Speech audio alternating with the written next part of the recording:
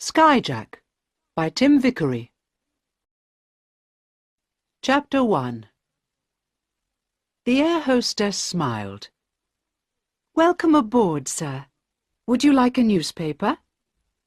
"Yes, please." Carl took the newspaper and looked at his ticket. "I'm in seat 5F. Where's that?" "It's near the front of the plane, sir. On the left, there. By the window." "I see. Thank you very much." Carl smiled back at the air hostess. She was young and pretty. Just like my daughter, he thought.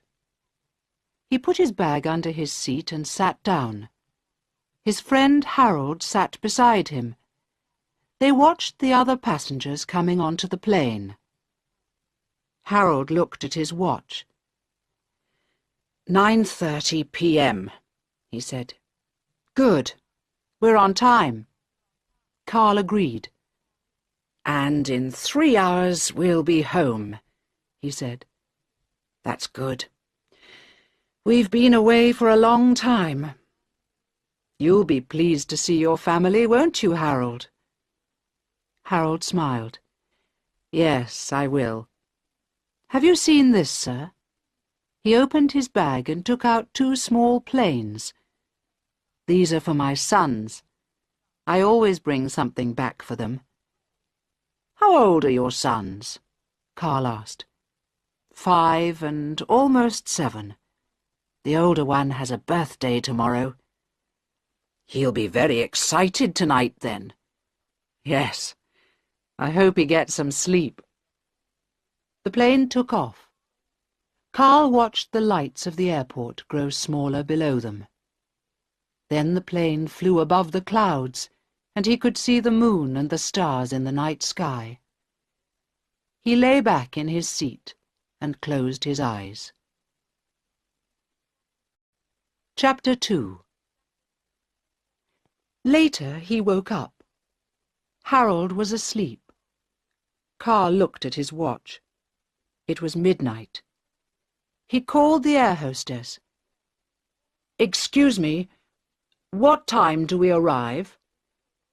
11:30 p.m. local time, sir. That's about half an hour from now." "Thank you." Carl changed the time on his watch. "Anything else, sir?" "No, I don't think so. Oh, wait a minute. Could I have a cup of coffee, please?" "Yes, of course, sir." He watched her bring the coffee. "She walks like my daughter, too," he thought. "And she is very young. She looks nervous, not sure what to do." "How long have you been an air hostess?" he asked. She smiled. 3 months, sir," she said. "Do you like it?" "Yes, I love it. It's very exciting." She smiled nervously. "Will that be all, sir?" "Yes, thank you." "Have a nice flight." He drank the coffee and started to read his newspaper. When Harold woke up, Carl showed him a page in the paper. "Look, there you are," he said. He pointed to a picture. In the middle of the picture stood Carl himself, a short, thin man with grey hair, wearing a suit. Behind him on the left was Harold, a tall, strong young man, like a sportsman. Both men were smiling. "That's you and me outside the embassy," said Carl. "We're in the news again. You can show it to your sons. You're a famous man, Harold." Harold laughed. "You're the famous man, sir, not me," he said. "I'm just a police officer. It's my job to take care of you. That's a photo of you, not me." "Perhaps. But your children think that you're a famous man, I'm sure. Here, take it and show it to them." "Okay, thanks." Harold smiled and put the newspaper in his coat pocket. "I think I'll have a cup of coffee, too." He called for the air hostess, but she did not come. Harold looked surprised. "What's the matter?" Carl asked. "The air hostess," Harold said. "She's sitting down talking to those two men." Carl looked up and saw the young air hostess. She was sitting in a seat at the front of the plane with two young men. They looked worried and nervous. Suddenly, one of the young men picked up a bag and walked into the pilot's cabin. The other man and the air hostess followed him. "That's strange," said Carl. "What are they doing?" "I don't know. It's very strange," said Harold. "I don't like it at all." He began to get out of his seat, but then stopped and sat down again. For 1 or 2 minutes nothing happened. None of the other passengers moved or spoke. They had seen the young men too. It became very quiet in the plane. A bell rang, and for a moment they could hear two voices arguing. Then the pilot spoke. "Ladies and gentlemen, this is the captain speaking. Please do not be afraid. There is a change of plan. We have to land at another airport before we finish our journey. There's no danger. We will land in 15 minutes. Please stay in your seats and keep calm. Thank you." Then the air hostess came out of the cabin. She looked very different now because she had a machine gun in her hand. She stood at the front of the plane and watched the passengers carefully. Chapter 3. "Here we are, madam." The big black car stopped, and a police officer opened the back door. "Thank you." Helen Sandberg smiled at him as she got out. Another police officer opened the front door of her house. Inside the house it was quiet. Her daughter was reading. She put the book down. "Hello, Mummy. You're late. You said you'd be home by 10 o'clock. I wanted to talk to you about my homework, remember?" Helen sat down. "I'm sorry, Sarah. I did remember, really. But I had a very busy day. Anyway, I'm home now. What's the problem?" "It's this book," said Sarah. "I have to write about it at school on Friday, and I don't understand it." "All right," said Helen. "Bring the book into the kitchen and I'll look at it while you make me a cup of coffee." They sat in the kitchen and talked for nearly half an hour. Then Helen looked at her watch. "Okay, Sarah, that's enough for now. It's nearly midnight and I must be up at 6 tomorrow. I'm going to bed. Good night." Alone in her bedroom, she undressed and got into the big, empty bed. She was very tired. She closed her eyes, and in 3 minutes she was asleep. The phone rang at 12:15 a.m. Helen groaned and picked it up. "Hello? What? Who? Do you know what time it is?" She ran her hand through her hair and turned the light on. "What, now? I don't believe it. Are you sure?" The voice on the telephone explained carefully. Helen groaned again and sat up. "I hope it is serious. If it isn't, somebody is going to be in big trouble. Yes, all right. Send the car in 15 minutes, then, and bring me some coffee. Goodbye." She put the phone down and got out of bed. Outside the window she could hear a strong wind blowing. 20 minutes later she was sitting in the back of her big black car, drinking a cup of coffee and talking to the chief of airport police on the car telephone. It was raining heavily. Chapter 4. Carl looked out of the plane window. It was very dark and rainy. It was a small airport with only 1 or 2 other planes. But there were 3 police cars near the airport building. "I don't understand," he said quietly in Harold's ear. "Why are we here?" Harold looked worried. "Don't ask me," he whispered back. "Ask them." "No, thanks." Carl looked at the hijackers. The young air hostess was still standing at the front of the plane with her machine gun. One of the young men, also with a machine gun, was standing at the back of the plane. The other hijacker was in the captain's cabin. All the passengers sat very quietly in their seats. A bell rang, and a man's voice spoke. "Ladies and gentlemen, listen to me. This is the People's Liberation Army. This plane is ours now, and you are our prisoners. We do not want to hurt you, but as you can see, we have our guns and we know how to shoot. So please, sit quietly in your seats and do what we say.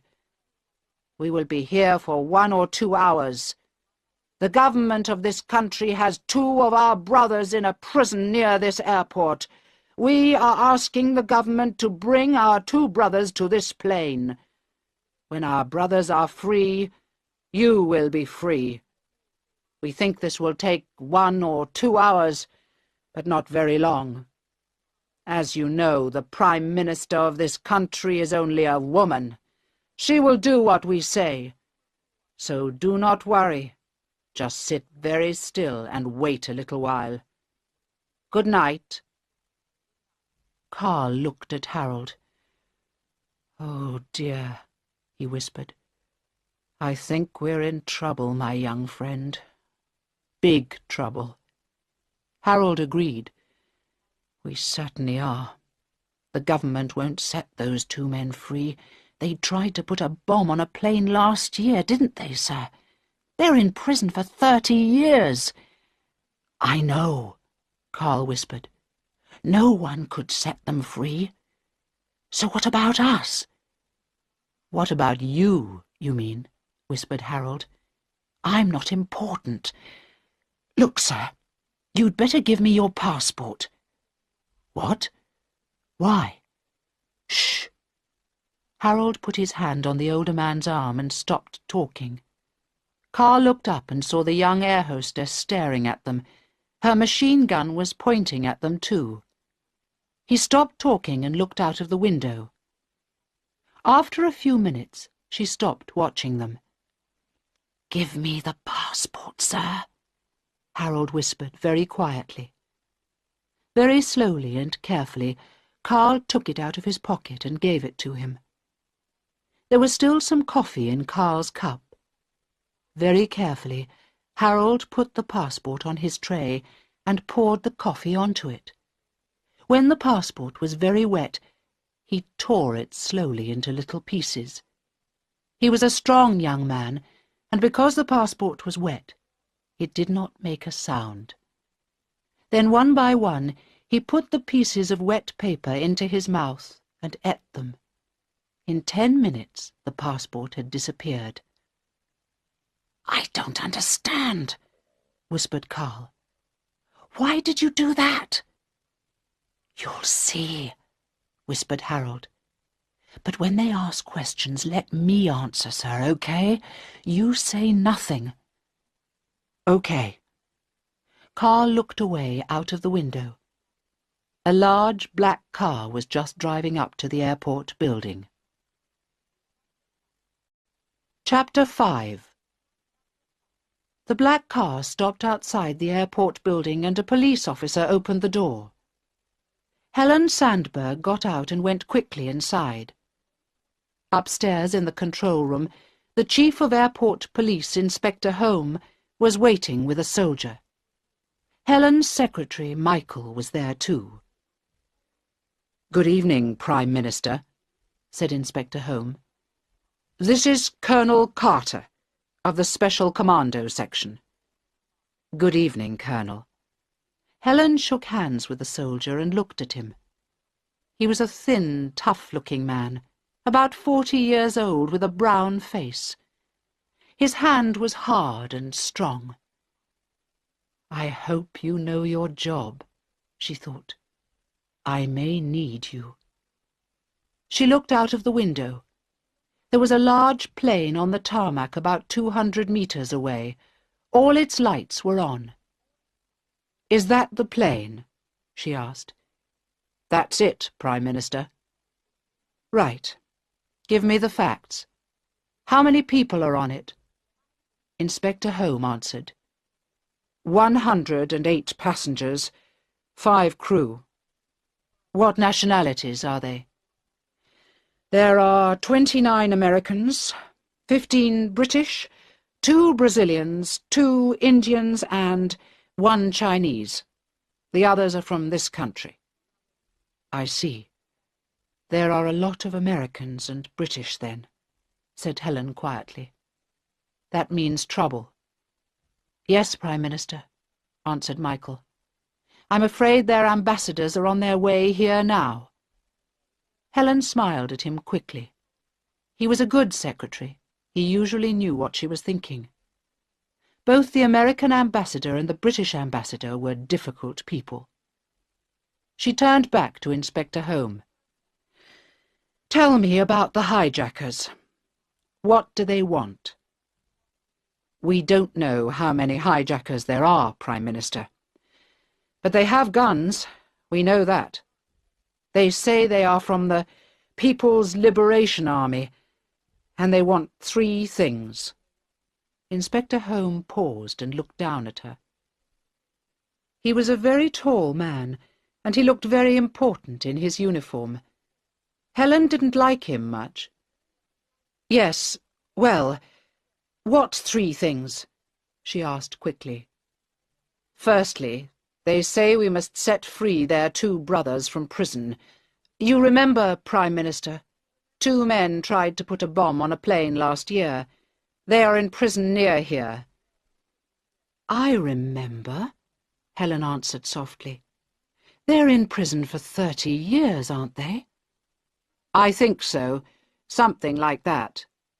The man paused. Secondly, they say we must refuel the plane because they want to fly to another country. Thirdly, they say we must put this in all our newspapers. It says they are fighting for freedom for their people. They are freedom fighters. They want to liberate their people. He gave her a sheet of paper. Helen put it on the table. She did not read it. And what about the passengers? She asked. When will the hijackers set them free?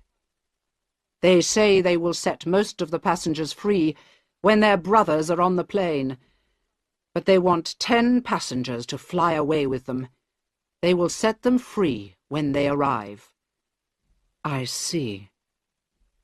There's one other thing, Prime Minister. Colonel Carter spoke for the first time. His voice was very quiet, almost gentle. They say we must bring the prisoners to the airport in 2 hours. If not, they will kill a passenger. They said this 1 hour ago. So we have 1 hour left? That's right, Prime Minister. Just 1 hour. Then they will kill the first passenger. I see. Helen walked slowly to the window and stared out at the plane. It was still raining, and a strong wind was blowing. She turned round. Thank you, gentlemen. I will have to talk to them. But first I need a few minutes to think. Colonel Carter, Inspector, please go to the other room. Tell the hijackers I will talk to them in 5 minutes. Michael, stay here. But... Yes, madam. Inspector Home looked unhappy, but he went out slowly with the colonel. Michael sat quietly looking at her. He knew what she was thinking. Have you got the passenger list, Michael? Yes, Prime Minister. Here you are. She picked up the list of names and looked at it carefully. Oh, my God. His name was near the beginning. She dropped the list, sat down at the table, and ran her hands through her hair. For a long minute she said nothing. Then she looked up. "This is going to be very difficult, isn't it, Michael?" "I'm afraid so, Prime Minister. Very difficult indeed." Helen stood up and walked to the window, thinking hard. Outside in the rain, the American ambassador's car stopped by the door. Chapter 6. Carl looked through the window and watched the cars arrive at the airport building. There were a lot of cars now and a lot of lights in the building. Inside the plane it was hot and quiet. There was nothing to do. He remembered other times when he had been in a plane at night with his wife and daughter. That had been fun, because they were excited and going on holiday. His daughter had always asked lots of questions in the plane. Now no one said anything at all. Carl sat and thought, and felt his face becoming wet with sweat. "Your passports, please." "What?" He turned suddenly. One of the hijackers, a young man in a black shirt, was just behind them. He had a bag in his hand, and he was taking everyone's passports and putting them in it. "Why—" "Be quiet," Harold whispered. "Let me talk, sir. Remember?" "Your passports, please." The young man stood by their seats. "Here you are." Harold gave the man his passport. "Thank you. And his?" "He has no passport. I am a police officer, and he is my prisoner. I am taking him to prison in my country." "I see." The young man looked at them both in surprise. "Stand up, you." Carl stood up, and the young man searched his pockets, but he found nothing. He told Carl to sit down. Then he opened Harold's passport and looked inside. "Police pig," he said. "Now you are our prisoner." Then he hit Harold in the face, looked at Carl, and laughed. "And perhaps we will set him free."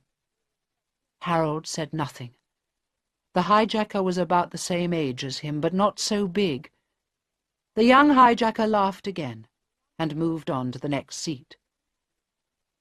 "Thank you, Harold," Carl whispered when the man was at the front of the plane.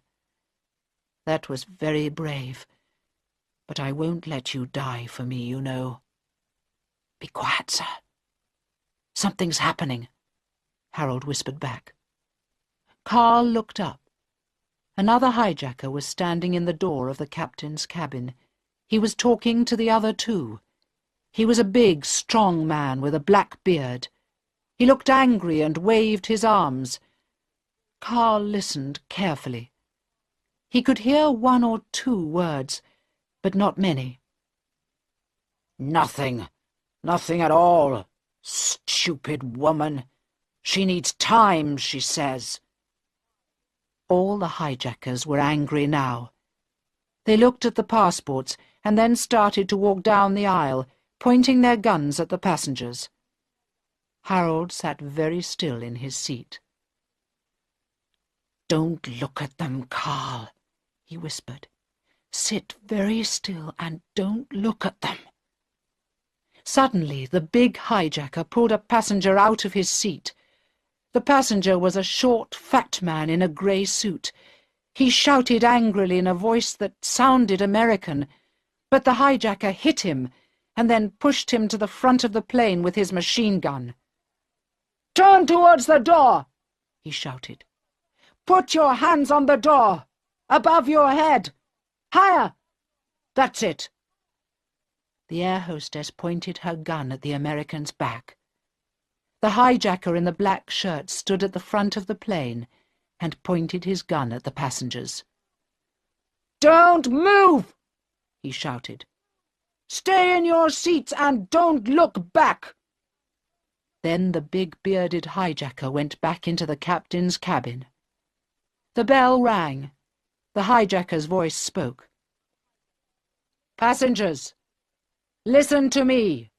You know we are here to set our brothers free. I have spoken to the Prime Minister of this country. I told her she must bring our brothers here by 2 o'clock. That is plenty of time because the prison is only 10 kilometers from here. She says she needs more time, but we know she is lying. We have no time. The passenger at the front of the plane is an American spy who lives in our country. All Americans who live in our country are spies.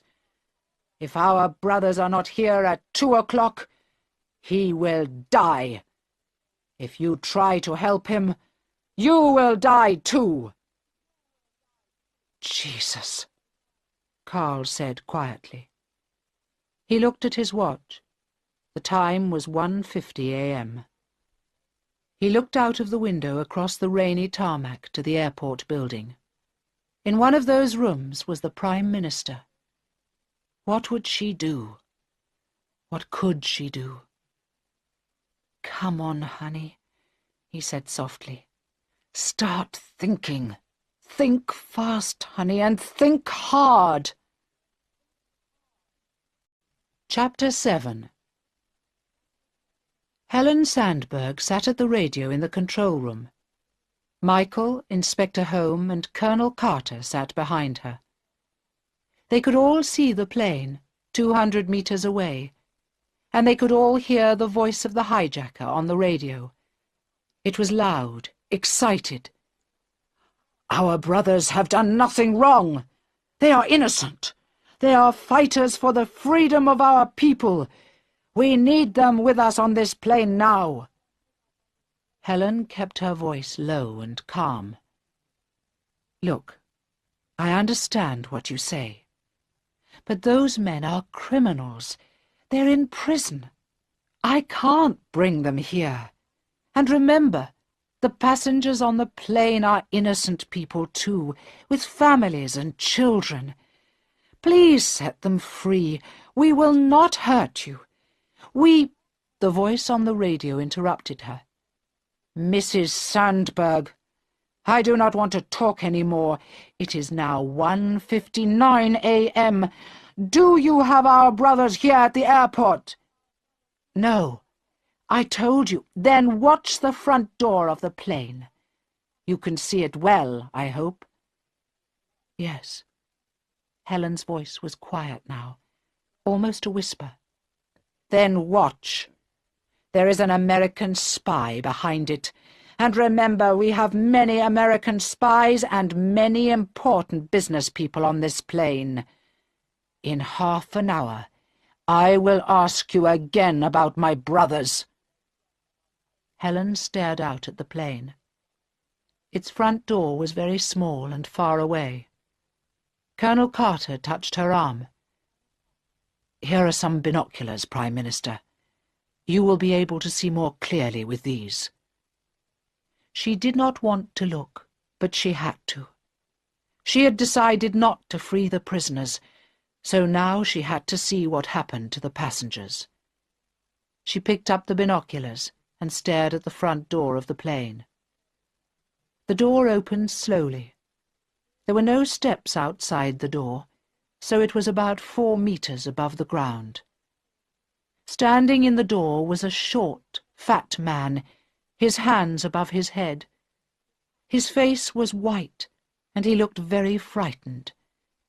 Then he jumped, but as he jumped, a girl came to the door and shot him. Some bullets hit him in the air, and more bullets hit him as he lay on the ground. One of his arms moved a little, and blood ran out of the side of his head onto the wet tarmac. The girl continued shooting him for 10, maybe 15 seconds. Then someone pulled her back into the plane, and the door closed. For a long time, everyone was silent. Then Colonel Carter spoke. "Inspector, Why didn't your men shoot? That girl was in the doorway for nearly 15 seconds. Why isn't she dead? We are police officers, not soldiers. But the Colonel interrupted him. Prime Minister, let my men deal with this problem. They have killed a man now, and they'll kill another one in half an hour. We must attack that plane. We are commandos. We know how to do it. Helen was still watching the dead body of the man on the tarmac. She thought a hand moved for a moment, but no, he must be dead by now. There was a pool of blood on the tarmac now around his head. He could not possibly be alive. For a moment she did not hear the voices around her. In half an hour. Prime Minister? Yes. She turned towards them. Yes, Colonel Carter. Bring your men here immediately. Meet me in 10 minutes with your plan. But I warn you, it must be a good one. I don't want any more dead passengers. Yes, Prime Minister. At once. The Colonel turned to go. Inspector. Yes, madam. I want those 2 prisoners brought here from the prison at once. You have 25 minutes, no more. Do you understand? But, Prime Minister, you can't do that. The inspector and the Colonel stared at her in surprise. I can and I will. But these men are dangerous criminals, terrorists. They tried to put a bomb on a plane. They are in prison for 30 years, Colonel, I know. But they are only 2 men. And there are over 100 innocent people on that plane. My job is to save their lives, and I need time to do it. The inspector stood up very tall and straight in his fine uniform. Prime Minister, I strongly advise you not to do this. You don't understand. Helen interrupted him, her voice ice-cold and angry. I understand very well indeed, Inspector, and I thank you for your advice. But I think I must make the decisions, and you must obey my orders. You now have only 24 minutes. Bring those prisoners here, please. Yes, madam. The inspector and the Colonel left the room looking very unhappy. Prime Minister? Yes, Michael. She turned and saw that Michael was smiling quietly. The American and British ambassadors are here. Do you want to see them? She groaned and sat down suddenly. Do I want to? Of course I don't. But I suppose I must talk to them because that man was an American. Send them in. They can have 5 minutes with me, that's all. Yes, Prime Minister. Michael picked up a telephone. Chapter 8. When the girl came back into the cabin, she was shaking. Her hands were shaking, and she was crying, and smoke was coming out of her gun. One of the passengers, an American, stood up and shouted at her. "You're a murderer!" he shouted. "You're a dirty, murdering She turned and pointed the gun at him and fired. The man sat down in his seat, and the bullets went above the seats, all along the plane and out through the roof. After 10 seconds, the girl stopped firing and shouted, "You shut up! You shut up and sit down, or I'll kill you all! I am a soldier of the People's Liberation Army, and I'll kill you, all of you!" But she was crying too, and the young man in the black shirt put his arm around her and held her. She leaned against him, crying, and he whispered something in her ear. It was then that Harold moved. He got out of his seat, bent low, and ran very fast along the aisle towards the front of the plane. The young man and the girl did not see him coming, and he caught them both around their legs and knocked them onto the floor. Harold fell on top of them, and he tried to take one of the guns, but the girl pulled his hair, and the young man held his arms. Then the bearded man came out of the captain's cabin and hit Harold hard on the head with his gun. Harold fell on the floor and lay still. The bearded man pointed his gun at the passengers and shouted, "Sit still!" very loud indeed. None of the passengers had moved except Carl, and he was too slow. He stood very still in the middle of the aisle, 5 meters away from the bearded man's gun. The other 2 hijackers were still on the floor, and Carl saw the captain move in the cabin behind the bearded man. But the young man in the black shirt saw him too, and stood up and pointed his gun at the captain. Both Carl and the captain were too late. "I am getting old," Carl thought. "When I was young, I could move as fast as Harold, but not now." Carl sat down in his seat very slowly. The bearded man watched him all the time. He pushed Harold with his foot. "Search him," he said to the girl. "Then handcuff him to the door. He will be the next one." The girl pulled Harold to the door. She found some handcuffs in his pocket and handcuffed him to the door. Then she searched his other pockets. In one of his pockets she found a newspaper. She looked at it and saw the photo of Harold and Carl. She stood up slowly and showed it to the bearded man. He looked at the photo, and then he looked at Carl carefully and for a long time. Very slowly, smiles appeared on the faces of the 2 hijackers, and they began to laugh. Chapter 9. Helen Sandberg stood up to welcome the American and British ambassadors. The 2 men were very different. The American ambassador was a short, round man, with a loud voice which Helen disliked very much. He often wore open-necked shirts, and he had a very hairy chest. She disliked that too. The British ambassador, a tall, thin Scotsman from Edinburgh, was always quiet, polite, and well-dressed, but she did not always believe what he said. Once, a year ago, he had lied to her, and she could never forget that. But most of all, she disliked them because they were both military men, and their countries were much bigger than hers. They wanted military bases for their soldiers in her country, and she did not want them. "So, gentlemen, what can I do for you?" The American spoke first. "Well, ma'am, an American passenger is dead." "Yes, I know. I am very sorry about that. I hope no more will die."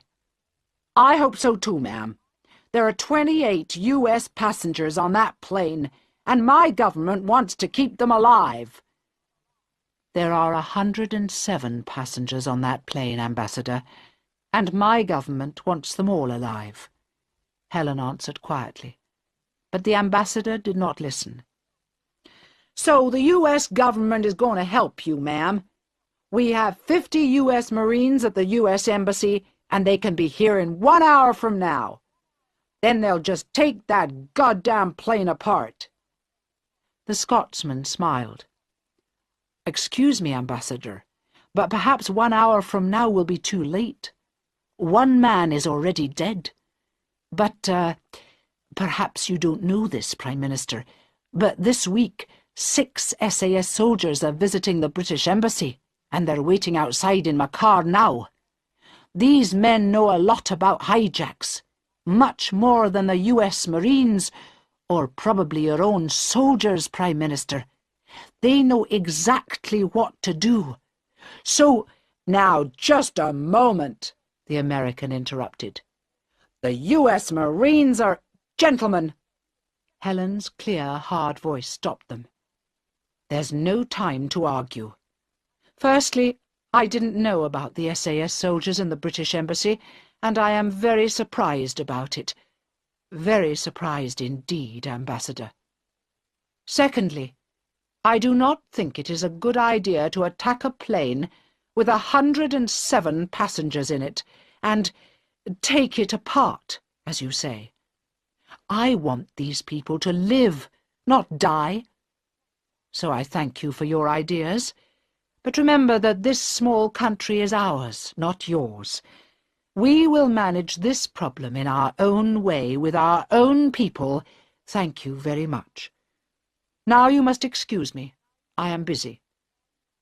At the door, the Scotsman turned back.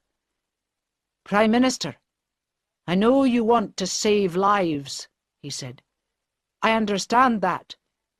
But these hijackers must not go free. My government does not want that. No government in the world wants that. I know that, Ambassador, Helen answered quietly. I know that very well. As they went out, the phone rang. Michael picked it up. Helen sat down at the table and watched him. His face was very serious. He wrote on a piece of paper and then put the phone down. For a moment he did not look at her. What is it, Michael? Tell me. It was a radio message from the plane, Prime Minister. Well, what did they say? Didn't they want to talk to me? No, Prime Minister. Just the message.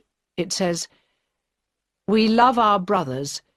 We hope the Prime Minister loves her husband. He is on the plane, just behind the door." For a long moment she stared at Michael, but she did not speak. A picture of the American passenger appeared in her head. She saw him jumping out of the door, and the girl shooting him for 10, maybe 15 long seconds. "I'm sorry, Prime Minister," said Michael softly. "What?" "Yes, so am I.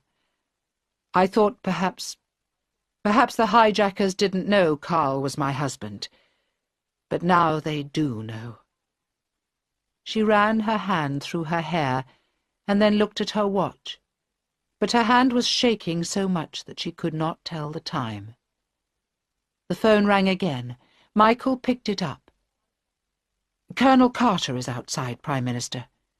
He watched her, waiting for an answer. "I'll tell him to wait, shall I?"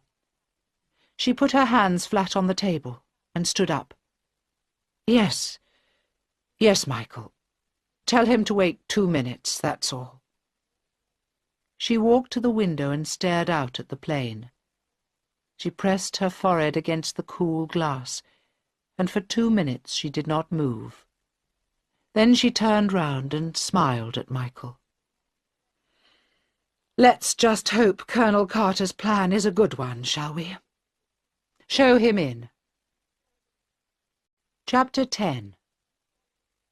In the plane, Carl and Harold sat on the floor by the door. They were handcuffed together with Harold's handcuffs. The girl hijacker stood watching them with her gun. The bearded man was in the captain's cabin, and the young man in the black shirt was watching the other passengers. Harold touched his head with his hand. There was blood in his hair. "How do you feel, my young friend?" Carl asked. "It hurts," Harold answered, "and I can't see well." "This man needs a doctor," Carl said to the girl angrily. She laughed. "That's your wife's problem, not mine," she said. "If our brothers come, he will get a doctor. If they don't come, he won't need one." She pointed her gun at Harold's head and laughed again. She wasn't at all nervous now. Carl felt angry. He was angry with the hijackers, and he was angry with himself, because he had not moved fast enough to help Harold. It was good to be angry. When he was angry, he did not feel so afraid. "How old are you?" he asked the girl. She did not answer. "I asked you a question," he said. "How old are you? 18, 19? You're not very old, really, are you? You're just a child." The girl's face went red. "I'm 20, she said angrily. "I'm not a child." "You look like a child," Carl said. "You're only 2 years older than my daughter. Why are you doing this?" The girl laughed. She didn't look at his eyes. "Why? You wouldn't understand." "I don't think you understand what you're doing," Carl said. "None of the people in this plane has hurt you. We are all innocent. That man you killed, he wasn't a spy. He was just an American businessman. You've never seen any of us before. Why do you want to kill us?" The girl looked worried and angry. She pointed the gun straight at Carl's head. "I don't want to kill you," she said. "I want your government, your wife, to set our brothers free." "Yes, I know," said Carl carefully. He watched the gun and the girl's face, but he was not really afraid because he was still angry.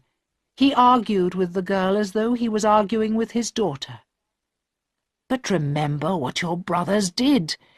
They tried to put a bomb on a plane. They wanted to kill innocent people like us. Why?" "You are not innocent," said the girl. "No one is innocent. People like you and your wife and that American. You have money and power, and you take it from my people, from us. Do you know how I lived when I was a child? 10 people in one room, with no bath, no water, nothing. My parents had no jobs, no passports, no country, nothing. We lived in a town with 10,000 others, but 10 kilometers away there were rich people like you, with big, beautiful houses, fine cars, fine clothes, and they were all innocent people like you. I tell you, no one is innocent." She was shouting now, and nearly crying. There were tears in her eyes. Carl and Harold watched the gun carefully. Poor girl, Carl thought. Poor little murderess. The bearded man came out of the captain's cabin and put his hand on the girl's arm. "Stop it, little flower," he said. "Don't talk to them. That's not your job." Then he hit Carl in the face. "Keep your mouth shut," he said. "Think about your wife instead. Do you see the time? I think she has forgotten you." Carl groaned and held his mouth with his hand. There was blood in his mouth, and one of his teeth was broken. Then he looked at his watch. It was 2:23. 7 minutes left. Then the half-hour was over. "I'm sorry, my friend," he whispered to Harold. "You tried fighting, and I tried talking. But it didn't work. I think this may be our last journey." Chapter 11. Helen Sandberg decided she liked Colonel Carter. He spoke clearly, he explained his ideas carefully, and he listened to what she said. He did not try to be difficult because she was a woman. Best of all, they had made a plan together. A good plan, she thought. It could really work. Perhaps. She looked at her watch. 2:23. "Right, Colonel. Get your men ready. I'll send the first prisoner down to you when they arrive." "But where are they? Michael, have they arrived yet?" "No, Prime Minister. Not yet." "Then where the hell are they? Can you get Inspector home on the car radio?" "They're trying, Prime Minister." Michael spoke into the telephone. Colonel Carter left the room, and Helen walked up and down slowly, watching the clock. 2:24, 2:25, 2:26. They've got him, Prime Minister. He says one of the cars has had an accident in the rain. He thinks he can be here in 10 minutes. Michael looked up. There was no smile on his face at all now. 10 minutes? What's he driving, a police car or a bicycle? Helen banged her fist on the table. We've got 4 minutes left. OK. I want to talk to the hijackers. Get them on the radio. She sat down at the table while Michael called the plane. Colonel Carter came in and stood behind her. A voice came on the radio. "Well, Mrs. Sandberg, where are our brothers?" "They're coming," said Helen. "They'll be here in 10 minutes. "That is too late. I gave you half an hour. Your husband will die in 4 minutes. Helen pressed her hands flat on the table, so hard that the ends of her fingers went white. "Please don't do that," she said. "I am sorry, Mrs. Sandberg, but if my brothers are not here in 4 minutes, your husband will die." "Don't you want to see your brothers?" she asked quickly. "I promise you, if you kill my husband, you'll never see them again."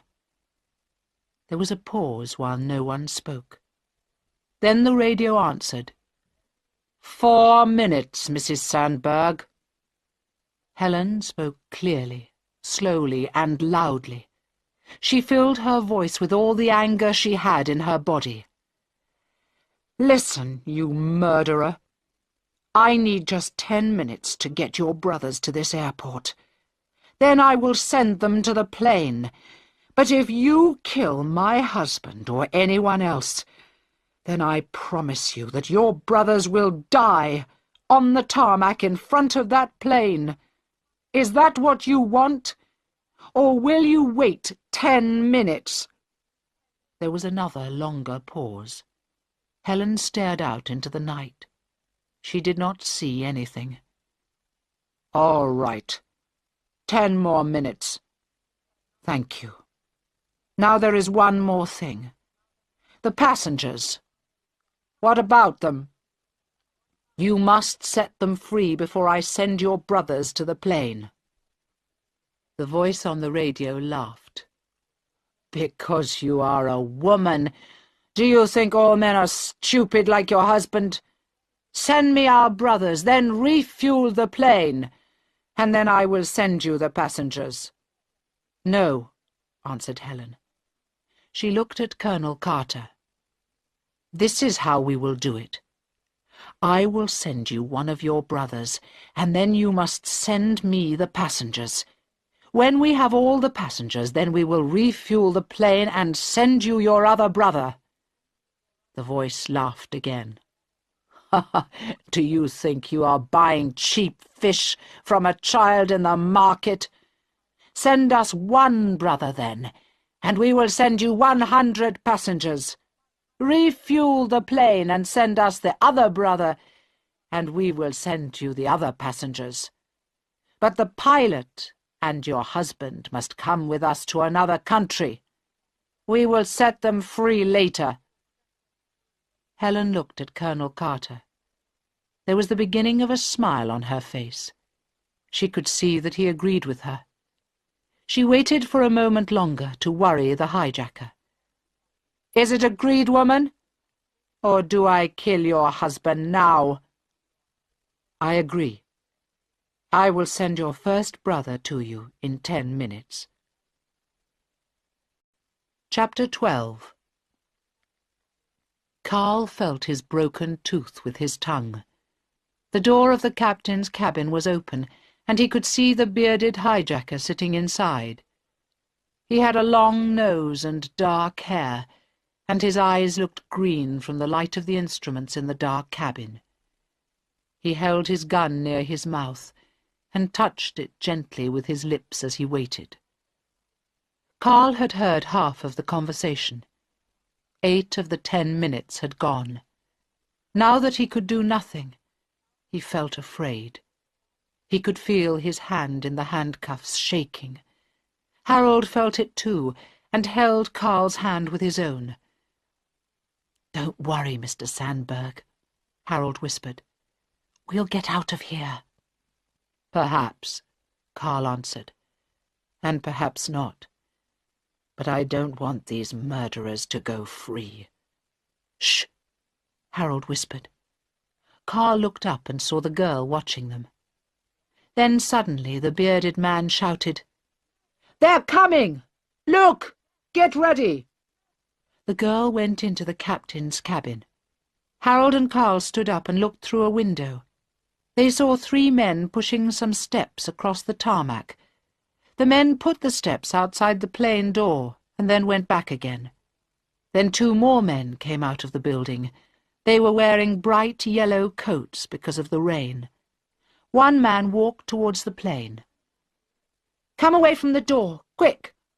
The girl unlocked the handcuffs and pushed Harold and Carl back to their seats. Then she started to open the door. "Wait! Turn the lights out and stand back from the door," said the bearded man. "They will try to shoot us in the light from the door." The door opened and the man in the yellow coat came into the plane. He was thin, with very short hair. The girl shut the door, the lights came on, and the man shut his eyes in the bright light. The girl and the bearded man put their arms around him, laughing. "Free! You are free now, brother. And the other one, is he safe? Come into the cabin, let's talk." Carl and Harold watched sadly. "So now she will give them what they want, because of me," said Carl quietly.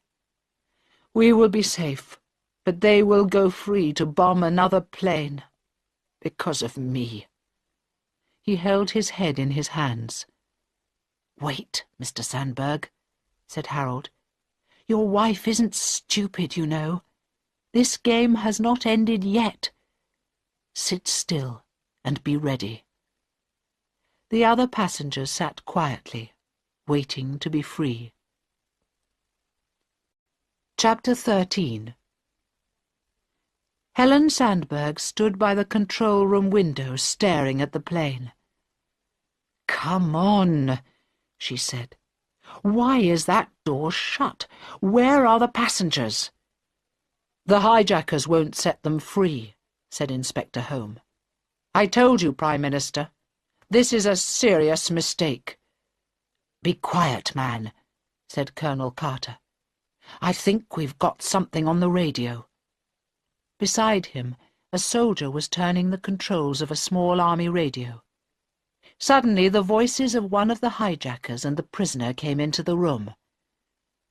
"So, how many soldiers are there in the airport building, my brother?" "I didn't see any soldiers, only police." "That's strange. No soldiers at all?" "I did not see any, brother." "Very strange. But these are not military people. They do not have many soldiers. Perhaps the woman will do what she says, then." "What's happening, Colonel?" Helen asked. "Those are the hijackers' voices. How can we hear them?" The Colonel laughed. "Well, madam, you can see it's raining, can't you? We didn't want our poor prisoner to get wet, so we gave him a nice yellow raincoat, you see.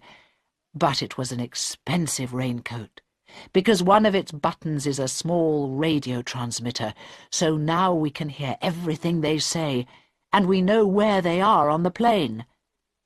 Helen smiled. "Good idea, Colonel. I hope it helps." "Prime Minister," Michael interrupted. "They're coming." Helen looked through the window. The door of the plane was open, and people were coming down the steps one after another. Some of them started to run towards the airport building, and a few knelt down on the wet tarmac. "What are they doing?" Helen asked. "Praying, perhaps," said Michael. "To thank God that they're alive." Police and doctors came out of the building to help the passengers. Helen stood and watched through the binoculars. She did not see Carl. 99, 100. "That's it, then," said Colonel Carter. The plane door closed. Now we move on to the next step of our plan. Goodbye, Prime Minister." Helen turned and saw that the Colonel was putting on white clothes on top of his army uniform. He put several grenades in the coat pocket and a machine gun into a long pocket inside the coat. He smiled at her. "I must help my men refuel the plane." "May God go with you, Colonel," she said. Chapter 14. The lights in the plane went out again. There were only 11 of them left now. Carl Sandberg and Harold, 4 crew and 5 Americans. They sat together in the middle of the plane. The girl and the young man in the black shirt watched them. Through the window, Carl saw the fuel tanker drive towards the plane. It stopped, and 5 men in white clothes got out. The pilot went to the front of the plane to work the controls, and the men started to refuel the plane. Then he saw another man in a yellow raincoat come out of the airport building. The bearded hijacker started to talk very excitedly. "Is it him?" "Yes, it is. Our leader. My brother and sister, we have done it. Now I must welcome him at the door. You, brother, watch the pilot in the cabin, and sister, watch the passengers." Carl Sandberg watched the man in the yellow coat walk nearer. He could only see one man at the back of the plane refueling it. He thought the others were under the plane somewhere, but he did not know where. Harold put his hand on Carl's arm. Carl looked at him. Harold did not speak, but he was looking at the girl very carefully.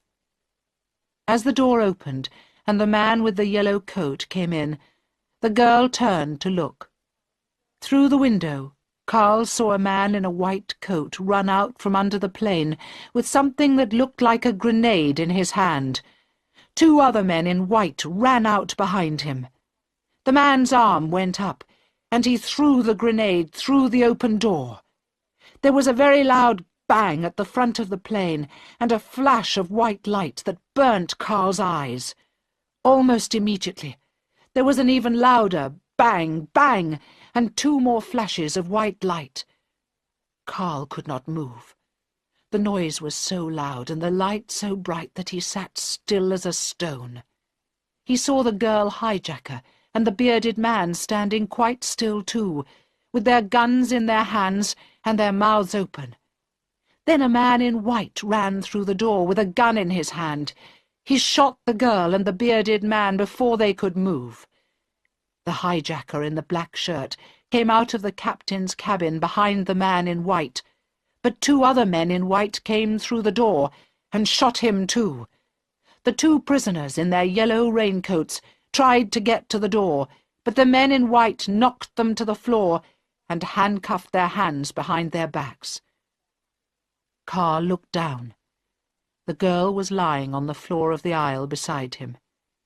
He thought he saw her hand move towards her machine gun, but then one of the soldiers in white ran down the aisle and shot her again through the head. Another soldier pulled her away by her legs, and her long hair left blood along the floor.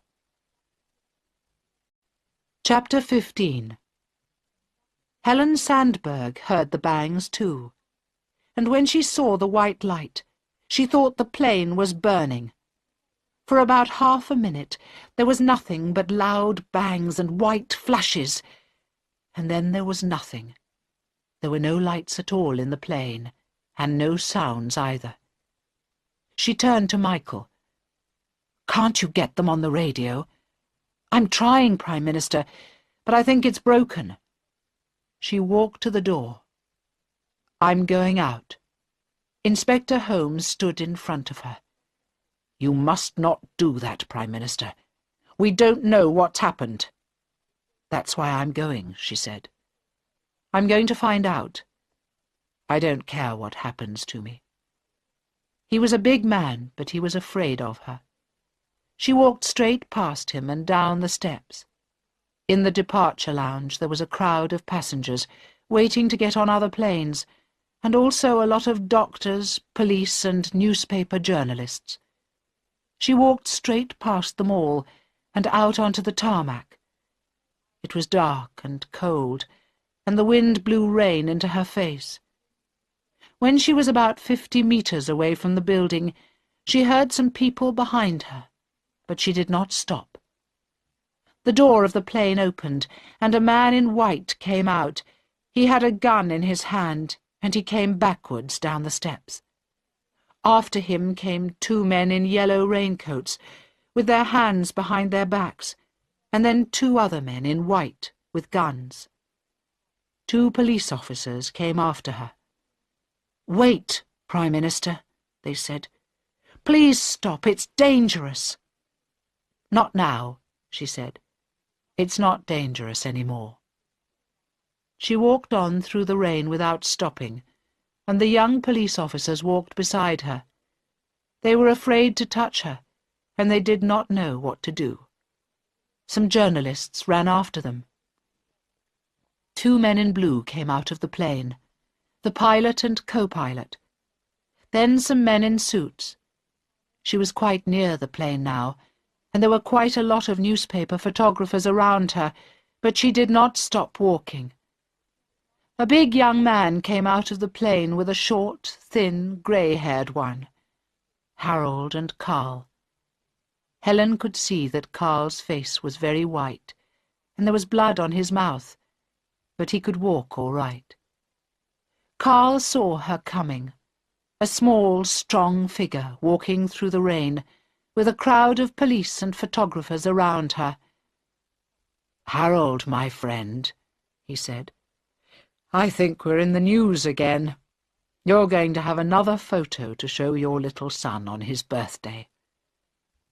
Carl and Helen Sandberg met at the bottom of the steps, in the darkness and the rain. And Carl was right. There was a photo of it in every newspaper in the world the next day.